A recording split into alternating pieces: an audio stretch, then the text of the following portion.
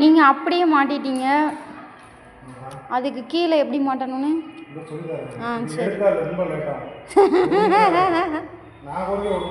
சரி, அதில் எப்படி மாட்டியிருக்குன்னு இதே மாதிரி 5 நூல் எடுத்துகிட்டு இப்படியே போட்டு. சரி. இல்லை, நாங்களுமே அடுத்து எடுக்கும்போது இதே மாதிரியே மாட்டிக்கிடுதோம், நீங்கள் மாட்டுற மாதிரியே. சரி சரி.